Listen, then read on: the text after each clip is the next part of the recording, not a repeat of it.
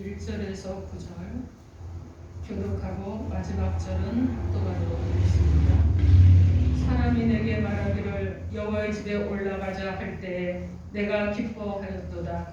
예루살렘아 우리 내 성 안에 섰도다. 예루살렘아 너는 잘 짜여진 성읍과 같이 건설되었도다. 지파들도 여호와의 지파들이 여호와 이름에 감사하고 이스라엘의 선례대로 그리로 올라가는도다. 거기에 심판의 보좌를 두셨으니 곧 다윗의 집의 보좌로다. 예루살렘을 위하여 평안을 구하라. 예루살렘을 사랑하는 자는 형통하리로다. 내 성 안에는 평안이 있고 내 궁중에는 형통함이 있을지어다. 내가 내 형제와 친구를 위하여 이제 말하리니 내 가운데 평안이 있을지어다. 여호와 우리 하나님의 집을 위하여 내가 너를 위하여 복을 구하리로다. 아멘. 기도하겠습니다. 하나님의 음성을 들으며 하나님의 말씀을 통하여서 우리의 심령이 부흥하는 귀한 시간으로 하나님 함께하여 주옵소서. 심령이 부흥되고 생각이 바뀌고 변화되어 하나님이 원하시는 하나님의 백성으로 살아갈 힘과 능도 더하여 주옵소서. 말씀을 주신 하나님께 감사드리며 예수님 이름으로 기도합니다. 아멘. 자, 오늘 하나님께서 우리에게 주시는 말씀은 축복의 시작 예배라십니다. 이러한 제목으로 하나님의 말씀을 선포하겠습니다. 오늘 말씀이 선포되어질 때 성령 하나님께서 함께 하시고 인도해 주시는 은혜 가운데서 예배가 얼마나 중요하고 소중한지 깨닫고 그리고 예배가 얼마나 큰 축복인 줄을 깨닫고 은혜를 받아서 늘 예배를 사모하고 기뻐하고 즐거워하면서 온전한 마음으로 여호와 이름을 높이며 살아가기를 우리 주 예수 그리스도 이름으로 축원합니다. 아멘. 여러분 서로 인사합니다. 예수 이름으로 사랑하고 축복합니다. 예수 이름으로 사랑하고 축복합니다. 그리고 다시 한번 서로 인사하십시다. 자, 예배를 통해 축복의 문이 열리는 자 여러분 되기를 원합니다. 예배를 통해 축복의 문이 열리는 자 여러분 되기를 원합니다. 여러분 그렇게 되실 거죠? 아멘. 그리하신 하나님을 찬양합니다. 아멘. 오늘 이 시편 122편은요 예배에 관한 말씀이에요. 그런데 저는 이제 개인적으로 이 시편 122편을 5파트로 나누는데 먼저는 1절, 2절 기쁨으로 예배를 드리는 것에 대해서 말씀을 하고 그 다음에 2절에는 이제 3절에서는 삶의 틀에 대해서 말씀을 하고 그리고 4절에서는 이제 그 무엇이냐면은 새로운 규칙에 대해서 말씀하는 거예요. 새로운 전례대로 그리 올라가는 거 절기를 따라서. 그리고 이제 5절에서는 무엇이냐면은 예배에 집중하라는 말씀이에요. 그리고 6절부터 9절까지는 무엇이냐면은 예배를 통해서 변화가 일어나는 것에 대해서 말씀을 하고 있습니다. 그래서 이 시편 122편 한 편만 가지고도 우리가 예배에 대해서 정확하게 알 수도 있는데 이것을 길게 막 설명을 하고 또 뭐 여러 가지로 쪼개고 나눠서 은혜를 나눠야 되지만은 우리에겐 정말 정해진 시간이 있잖아요. 그래서 그 시간 안에 오늘도 은혜를 나눌 수 있도록 그렇게 하겠습니다. 오늘 본문은 성전에 올라가는 노래라고 소개를 하고 있는데 이 성전에 올라가는 노래가 15편이 시편에 있습니다. 그 15편 중에서 다윗이 성전에 올라가는 노래를 부른 첫 번째 노래가 바로 오늘 본문 말씀이에요. 이 당시 이 예루살렘은 하나님의 언약궤를 두던 성막이 있는 곳이었습니다. 그래서 이스라엘의 정치적이고 종교적이고 이런 중요한 역할을 하는 이런 도시였어요. 다윗은 예루살렘을 이스라엘의 수도로 삼은 후에 시온산에 성막을 세우고 언약궤를 모셔두게 됩니다.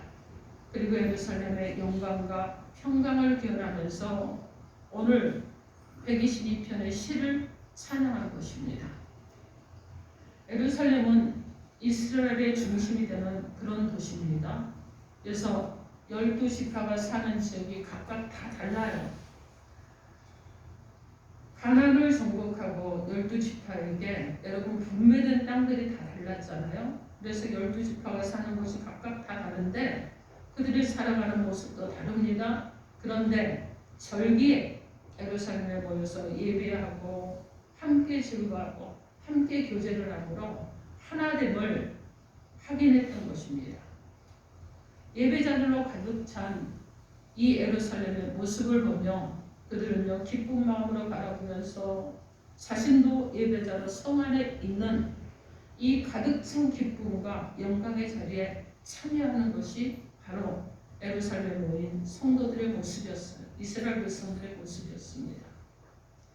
오늘 본문을 통해 하나님의 집, 즉 성전을 사모하며 기쁨으로 나아가 예배드리는 백성들의 모습을 보며 지금 우리도 하나님의 집인 교회, 이 교회에 나와서 예배드릴 때 하나님의 크신 은혜와 사랑과 그리고 축복이 충만하게 임하는 귀한 시간 되기를 주님의 이름으로 축원합니다. 아멘.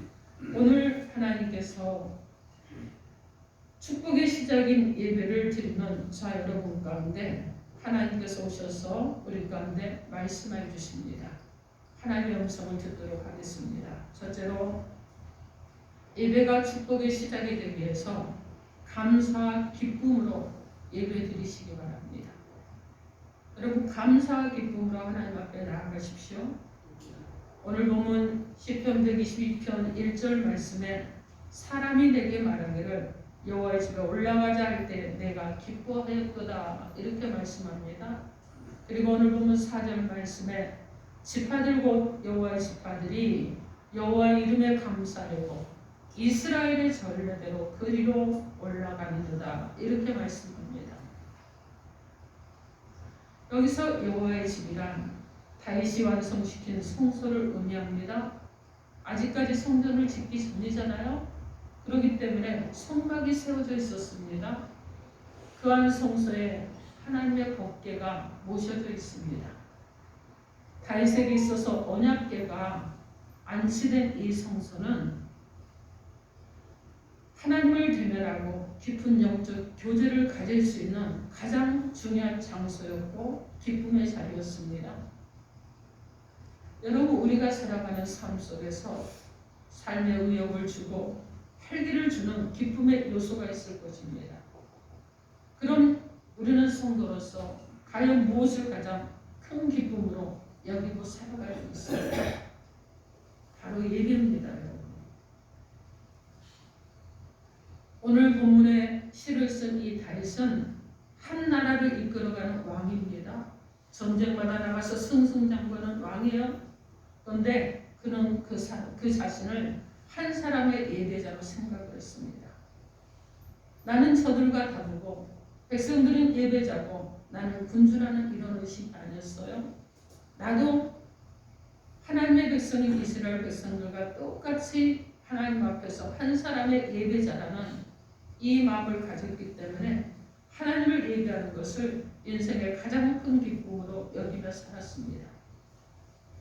우리들도 우리가 세상에서 어떤 이치에 있든지 어떤 모습으로 있든지 어떤 상황 가운데 있을지라도 우리 모두는 하나님을 예배하는 자고 하나님을 섬기는 자라는 것을 기억해야 됩니다. 하나님을 예배하는 기쁨과 그리고 감격을 세상의 어떤 것보다 더 소중히 여기고 붙잡고 살아야 된다는 것을 꼭 기억하시기 바랍니다. 시편 27편 4절 말씀에 내가 여호와께 바라는 한 가지 그것을 구하리니 곧 내가 내 평생에 여호와의 집에 살면서 여호와의 아름다움을 바라보며 그의 성전에서 사모하는 그것이라 이렇게 말씀합니다. 다윗은 자신의 소원을 이야기할 때 이런저런 소원을 말하지 않아요. 여러 가지를 말하지 않습니다. 여러 가지가 필요 없고 오직 한 가지 소원이 있습니다. 그것이 무엇입니까? 그것은 하나님의 성전을 삼아요. 내가 하나님의 집, 즉 성전을 건축하여서 그곳 하나님을 모시고 하나님께 예배 드리겠다는 것이었습니다. 사랑하는 성도 여러분, 하나님과 예배하는 시간, 하나님과 만나는 시간을 삶의 중심으로 내 인생의 최고의 가치로 여러분 인정하고 살아가시겠습니까? 예배를 인생의 가장 큰 가치요 기쁨으로 여기는 저와 여러분이 되어야 될 줄 믿습니다. 진정한 예배자로 여러분 날마다 주님과 기쁨 교제를 나누십시오. 그리고 그것으로 삶의 의미와 기쁨을 찾는 저와 여러분이 되기를 바랍니다. 오늘 보면 시편 122편 4절 말씀에 여호와의 지파들이 여호와께 감사하려고 여호와의 집에 올라간다고 합니다. 사람들이 여호와의 집에 올라가는 분명한 목적이 여호와 이름에 감사하기 때문이라는 것입니다. 하나님을 찾는 자는 반드시 가져야 될 마음이 감사하고 증가하고 있습니다. 독일의 아주 긍정적이고 매사에 감사하는 마음으로 크게 공헌한 재무장관이 있는데 그 사람이 마틴 바덴이라는 사람입니다. 이 사람이 인생의 전환점을 맞는 계기가 있었는데 젊은 시절 많이 가난했습니다. 가정이 어려웠어요. 그래서 많이 고생을 했습니다. 그리고 그 고생하는 양반은 한 지방을 여행을 하게 되었는데 정말 돈도 조금 가지고 여행을 하게 됐어요. 그래서 가장 싼 여인숙에 들어가서 그곳에서 숙박을 했습니다. 그리고 아침에 일어났어요. 일어나서 이제 나가려고 보니까 신발이 없습니다. 하룻밤을 자고 일어났더니 신발을 잃어버린 거예요. 구두를 잃어버렸으니 구두를 사야 되는데 구두를 사러 갈 신고 갈 신발이 없고 또 사러 간다고 할지라도 돈이 많지가 않고 그래서 막 화가 났습니다. 그래서 어떤 사람이 내 신발을 훔쳐갔느냐 그러고 막 화를 내다가 결국에는 어디까지 갔느냐 하나님도 무심하시지 어떻게 이 가난한 나의 신발을 어떤 사람이 가져가게 그대로 두었단 말입니까 하면서 하나님까지 원망을 했습니다. 그러면서 그래서 내게 돈이 있습니까? 지금 내가 신발을 사러 간다고 할지라도 돈도 조금밖에 없고 내가 또 여행을 하는 동안 써야 될 경비가 있는데 그 경비도 얼마인데 내가 어떻게 해야 되겠습니까? 하면서 막 원망 섞인 불평과 불만을 했어요. 근데 그날이 무슨 날이었느냐면 마침 주일날이었습니다. 그래서 이 여인숙 주인이요 헌 신발을 하나 꺼내주면서 자, 이 신발을 신고 나와 함께 교회를 갑시다 그랬어요. 그래서 주인이 여러분 그 신발도 안 주면 신발 사러도 못 가니까 마지못해서 그 신발을 신고 교회를 함께 갔습니다. 그리고 예배를 드리는데 막 속에서 막 화가 나는 거예요. 이거 하나님이 어떤 하나님이라고 내가 여기 와서 왜 앉아 있는 거냐고 막 그러고 막 분노하고 막 혼자 막 그러고 있습니다. 그리고 예배를 드리는데 옆에 사람이 보니까 눈물을 뚝뚝 흘리고 기도를 하고 찬양을 부르는데도 막 기뻐하면서도 눈물을 뚝뚝 흘리고 찬양을 부르고 막 그러는 거예요. 그러면서 옆에서 들으니까 막 하나님께 너무 감사합니다. 감사합니다. 이렇게 하는 겁니다. 그래서 그 사람을 좀 자세히 보고 그리고 쳐다보고 또 쳐다봤어요. 그러다가 그 사람이 두 다리가 없는 것을 발견했습니다. 그 자리에서 이 바데는요 큰 충격을 받았습니다. 그리고 자기 자신을 돌아봤습니다. 저 사람은 신발을 잃어버린 정도가 아니라 두 다리를 잃어버렸는데 그것에 비하면 나는 신발 하나 잃어버렸는데 돈이 작으면 싼 신발 하나 사면 되는데 또 없으면 없는 대로 맨발로 다녀도 나는 내 발이 있는데 내가 괜히 하나님을 원망하고 저주했구나. 하나님 정말 잘못했습니다. 이러고 있어. 그리고 그가 인생관이 바뀌었습니다. 자기 없는 것보다 있는 것이 더 많다는 사실을 발견하고 그때부터는요 기뻐하고 즐거웠습니다. 모든 것을 하나님을 의지했습니다. 그리고 결국은 독일의 재무장관에까지 올라가게 됐습니다. 사랑하는 성도 여러분, 우리가 하나님 앞에 매주일 예배를 드리고 그리고 드리러 나옵니다. 그리고 우리가 매주일 하나님을 찾고 있을지라도 우리의 마음에 독일의 재무장관처럼 하나님께 대한 감사가 없다면 어떻게 우리가 진정한 예배자라고 말할 수 있겠습니까? 우리에게 진정으로 필요한 것은 천천의 수양이 아니에요. 만만의 강물 같은 그런 기름으로 제물을 쌓고 제사를 드리는 것이 아닙니다. 우리의 마음에서, 우리의 영혼에서 올라오는 진정한 감사인 줄 믿습니다. 감사로 예배를 드리는 저와 여러분이 되길 바랍니다. 아멘. 그래서 감사로 여러분 찬양하십시오. 감사하면서 기도하십시오. 감사하면서 하나님 앞에 여러분을 산제물로 드리십시오. 감사하면서 하나님의 것을 하나님께 올려드리십시오. 이런 예배자가 되어야 될 줄 믿습니다. 욥기에 보면 욥이 주인공이잖아요. 그죠? 근데 욥이 자녀와 그리고 재산을 모두 잃어버렸습니다. 그렇게 잃어버리고도 그는 어떻게 했느냐? 하나님을 찬양했습니다. 그렇듯이 우리는 하나님을 찬양해야 됩니다. 여러분 다니엘은 어떻습니까? 사자굴에 던져지는 그런 이기 가운데 들어가면 죽는다는 것을 알면서도 하나님께 기도하고 감사했듯이 우리도 그렇게 해야 될 줄 믿습니다. 바울과 실라는 어땠습니까 여러분? 감옥에 잡혀 들어갔습니다. 착고가 채워졌어요. 그런데도 그곳에서 여호와 이름을 높이며 찬양했더니 착고가 풀리는 역사가 일어나고 옥문이 열리는 역사가 일어날 줄 믿습니다. 아멘. 어떤 순간에도 감사를 잃지 않고 하나님께 나아가 예배하고 또 그 예배에 온전한 예배를 주님께 드리는 저와 여러분 되기를 주님의 이름으로 축원합니다. 아멘. 사랑하는 성도 여러분, 여러분 안에 혹여라도 감사로 예배드리지 못하는 어떤 이유가 있습니까? 무엇 때문에 예배를 드리지 못합니까? 기쁨으로 하나님께 나아가서 예배드리지 못하는 이유가 또 있습니까? 내가 지금 하나님께 드리는 이 예배가 하나님께서 기뻐 받으시는 예배가 되고 있다고 생각하고 계십니까? 믿음의 선배들이 어떤 순간에도 감사를 잃지 않고 하나님께 나아가 찬양하고 기도하고 예배를 드렸듯이 자 여러분들이 이 시간부터 언제나 감사와 기쁨으로 하나님이 기뻐하시며 받으실 만한 예배를 드리는 온전한 예배자가 되기를 우리 주 예수 그리스도 이름으로 축원합니다. 아멘. 둘째로 예배가 축복의 시작이 되기 위해서 하나 되게 하라 하십니다. 오늘 본문 시편 122편 3절 말씀에 예루살렘아 너는 잘 짜여진 성읍과 같이 건설되었도다 이렇게 말씀합니다.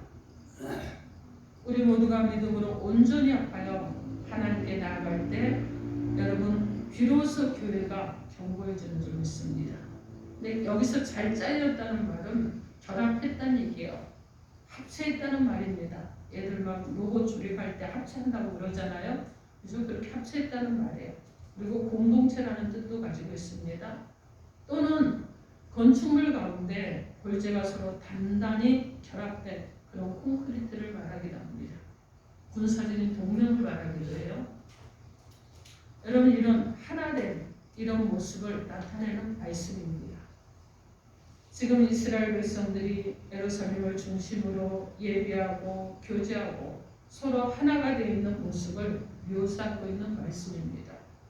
예배드리는 일에 한 마음으로 전국 각지에서 모이고 있습니다. 성막이 세워져 있는 시온산을 향해서 찬양하며 감사하며 기뻐 뛰며 나아가는 모습이 질서정연하게 하나가 돼서 예배드리고 있는 것입니다. 오늘 이 시간 이 자리에 있는 우리 모두가 이런 하나된 모습이 되기를 주님의 이름으로 축원합니다. 아멘. 예수님께서 마가복음 3장 24절에서 25절 말씀에 또 만일 나라가 스스로 분쟁하면 그 나라가 설 수 없고 만일 집이 스스로 분쟁하면 그 집이 설 수 없다 이렇게 말씀합니다. 우리가 서로가 믿음과 신뢰를 바탕으로 사랑을 하면 잘 짜여진 그런 관계를 갖게 됩니다. 여러분 그런 공동체를 갖게 되는 거예요. 그러면 나라도 바로 설 수 있고 가정도 바로 설 수 있고 이것은 분명한 것입니다. 그런데 하나로 잘 짜여져 있지 않으면 단결되지 못하면 언제나 붕괴가 되는 것입니다. 무너지는 거예요.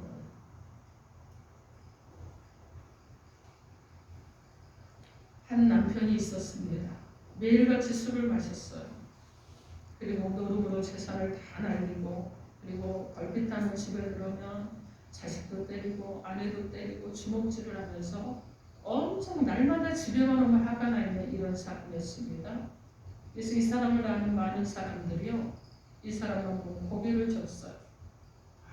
그냥 멀리 도망을 갑니다. 가족들은 이 사람이 나타나면 공포 속에 있는 거예요. 두려움 속에 있는 것입니다. 그런데 이 사람이 아내의 권유로 교회를 다니게 되었습니다.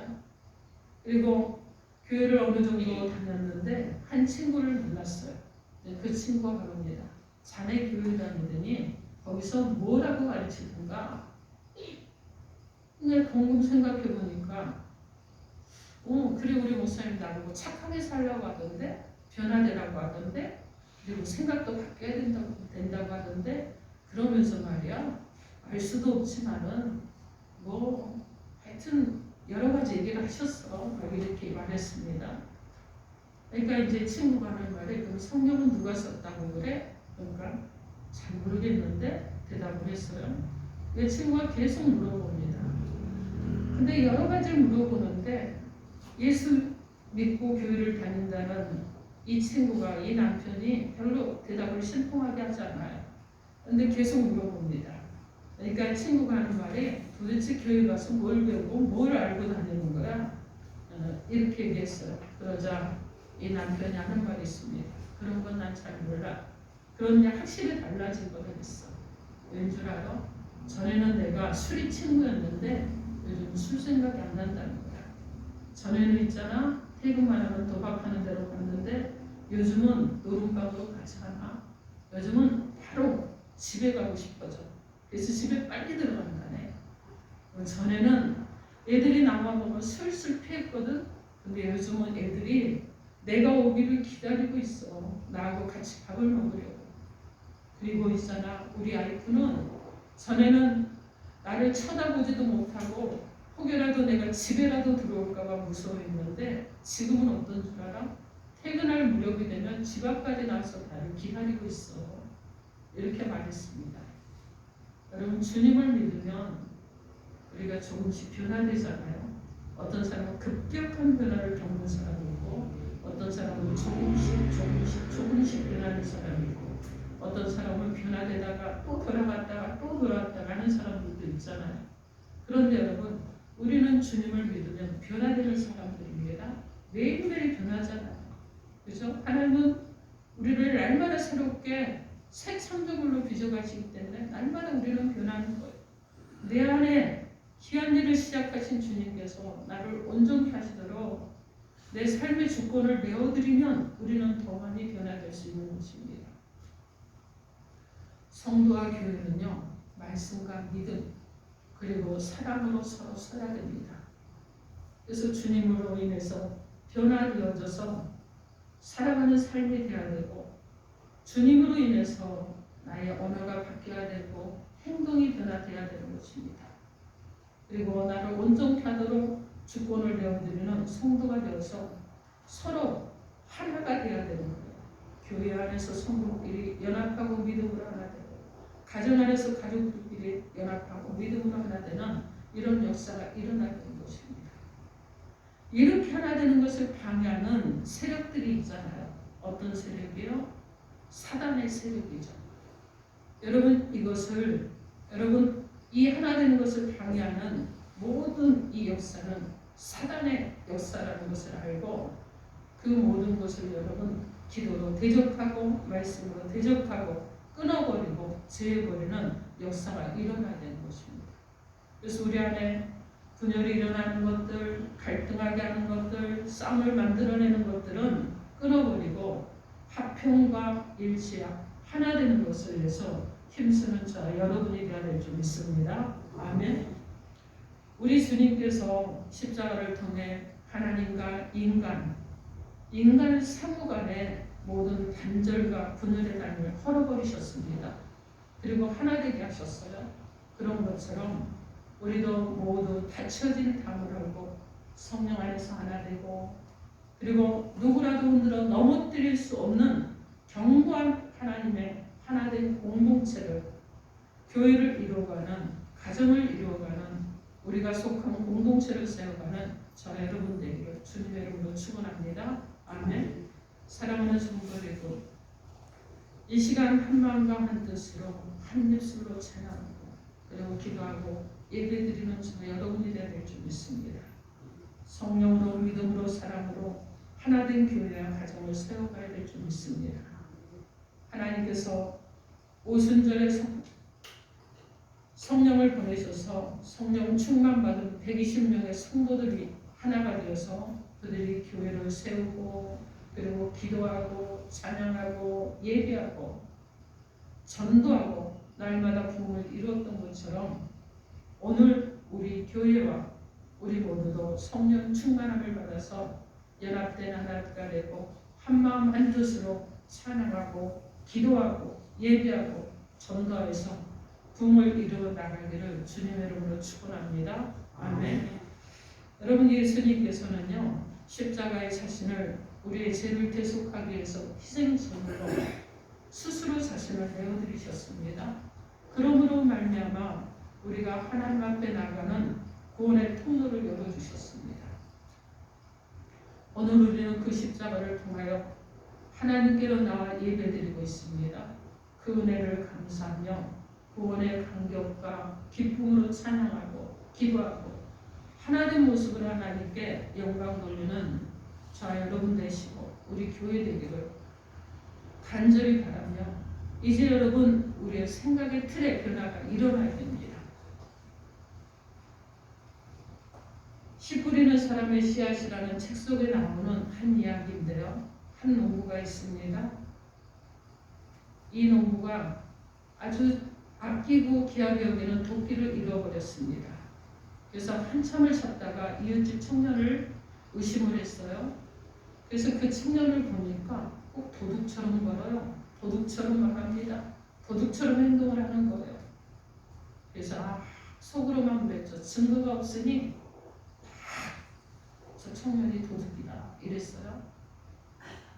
그런데 그 다음 날요 밭에 일을 하고 가서 일을 하다 보니까 그곳에 아끼는 도끼가 있었습니다. 그리고 그 청년을 쳐다보니까 다른 청년들처럼 평범하게 말하고 평범하게 걷고 평범하게 행동을 하는 것입니다. 그래서 내가 어제 잘못된 생각을 했구나 이렇게 생각을 했어요. 여러분 보십시오. 부정적인 생각을 하니까, 부정적인 시각을 가지니까 어떤 일이 일어납니까? 말짱한 사람을 도둑으로 생각하는 일이 일어났어요.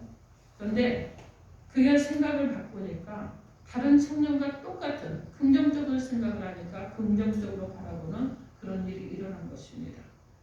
주님께서 주신 믿음의 눈과 그리고 믿음의 마음으로 여러분 모든 것을 바라보시기 바랍니다. 세상과 상대방을 어떤 마음과 어떤 시각을 가지고 바라보는지 여러분 한번 살펴보십시오. 여러분 왜 이 얘기를 하냐면 우리의 생각의 틀이 바뀌어야 되기 때문에 그렇습니다. 축복의 시작이 예배로부터 시작된다고 계속 말씀드리고 강조를 하고 여러분 계속 그랬습니다. 그런데 여러분 안에 생각의 틀이 바뀌지 않으면요, 여러분 안에 이 생각의 틀이 바뀌지 않으면 하나님께서 일을 시작하실 수가 없는 거예요. 그래서 여러분 안에 생각의 틀이 깨지고 바뀌어야 될 줄 믿습니다. 그래서 여러분 안에 생각의 틀이 부정적이었던 것들, 무슨 예배를 통해서 하나님이 축복을 하셔? 믿지 못했던 것들, 또 믿음을 가지려고 하지도 않았던 것들, 이런 것들이 여러분 안에서 깨어지시고 여러분이 이제 여러분 안에서 축복의 시작은 예배로부터 시작된다. 그래서 예배는 축복의 통로다라는 여러분의 그 믿음이 있고 의식이 있으면 하나님께서는 여러분 가운데 이미 일을 시작하셨기 때문에 진행하실 줄 믿습니다.